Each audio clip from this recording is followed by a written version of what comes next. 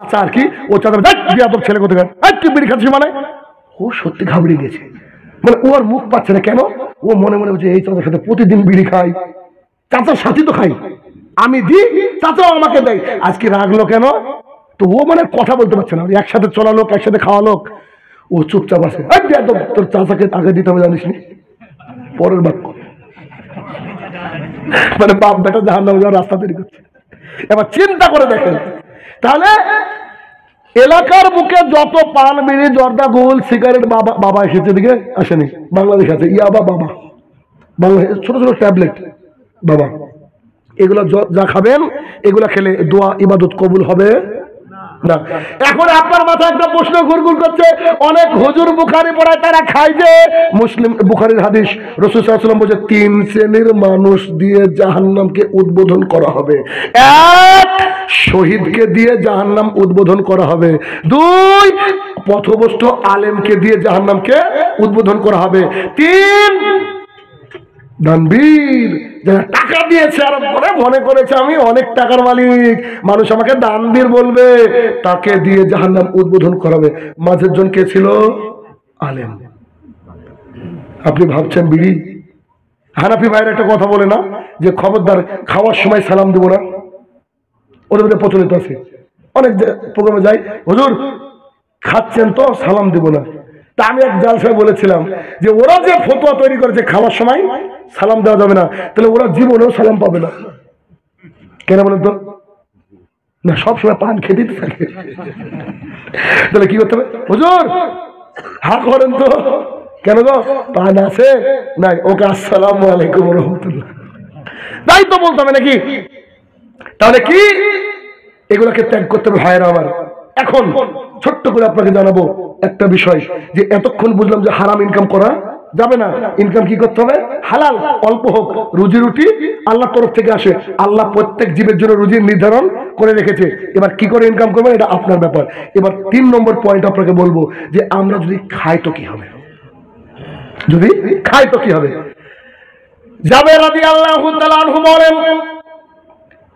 রাসূল সাল্লাল্লাহু আলাইহি সাল্লাম বলেছেন লাদখুলুল জান্নাতা লাহামুন ওই গোশত জান্নাতে যাবে না ওই গোশত জান্নাতে যাবে না ওই গোশত জান্নাতে যাবে না যেই গোশত হারাম খেয়ে গড়ে উঠেছে আমাদের শরীরের গোশতের কথা বলা হচ্ছে এই গোশত জান্নাতে যাবে না যে গোশত কি খেয়ে গড়ে উঠেছে হারাম খেয়ে গড়ে উঠেছে অপর হাদিসে রাসূলুল্লাহ সাল্লাল্লাহু আলাইহি ওয়াসাল্লাম বলছেন লাদখুলুল জান্নাতা ওই ব্যক্তি জান্নাতে যাবে না মিনাল সুহতে যে ব্যক্তি হারাম খেয়ে তার জীবিকা নির্বাহ করেছে তার পেট পেলেছে সে ব্যক্তি জান্নাতে যাবে না তাহলে হারামখোর জান্নাতে যাবে না এবার বুঝতে পারছেন যারা গরিব তারা কেন অটো পাস রিক্সা চালায় ভ্যান চালায় টোটো চালায় নাক দেখে ঘুম পাড়ে তারা যে কি শান্তিতে আছে আপনাকে কি দিয়ে বুঝাবো এই যে অট্টালিকা বিল্ডিং কত বড় বড় হচ্ছে ভাই এসব দেখে লোভ করিয়েন না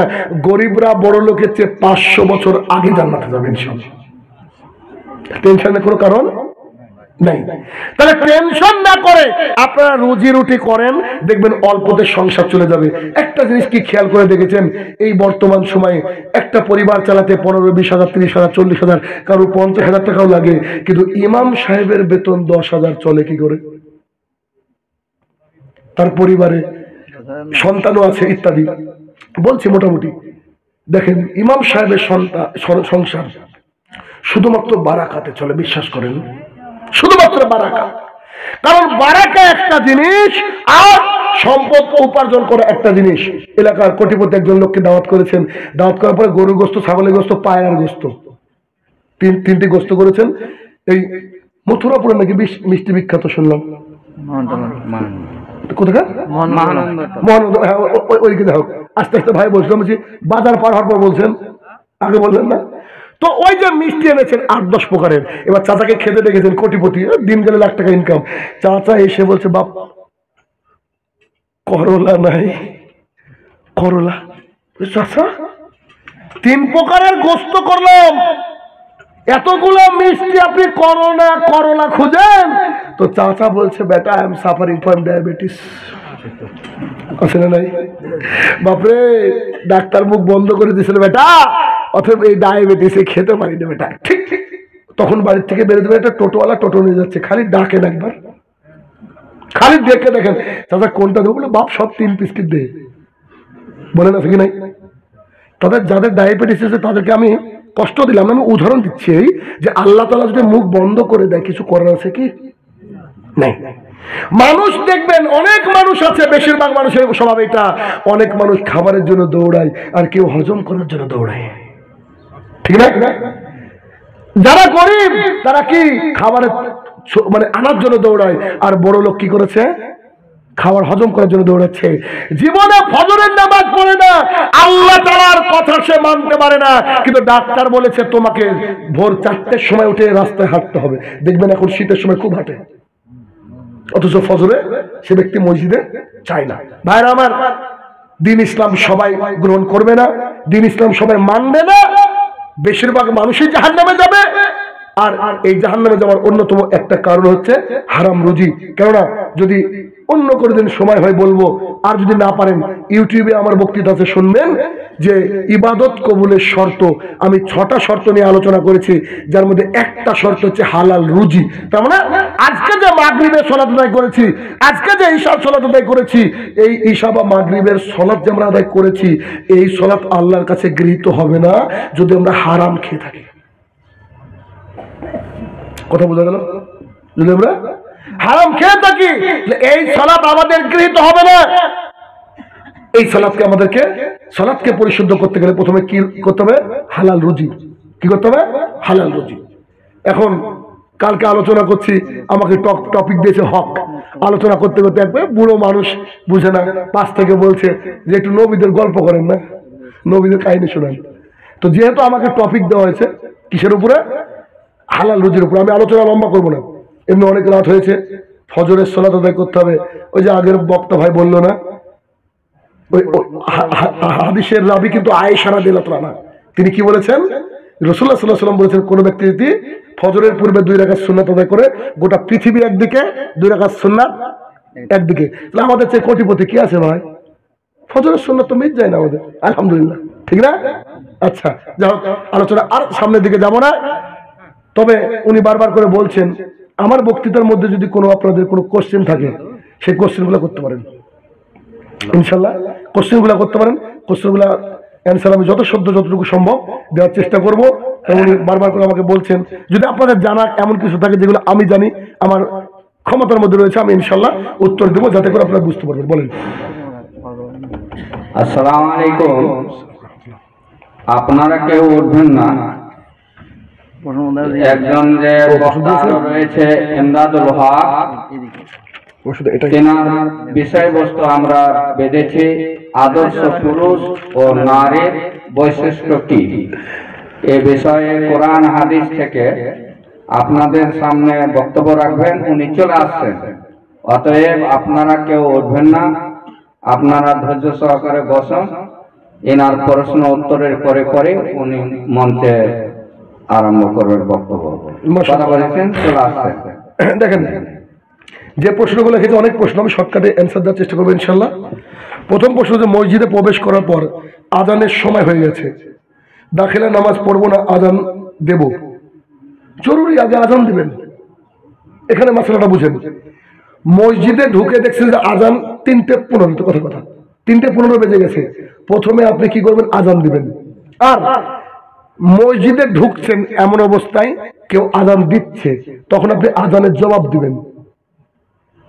3, একই সাথে 3টে মাসলা বলছি। 3, মসজিদে আজান হয়ে গেছে, এখন ফরজ নামাজের জন্য 10 মিনিট 5 মিনিট বাকি আছে, তখন কি করবেন?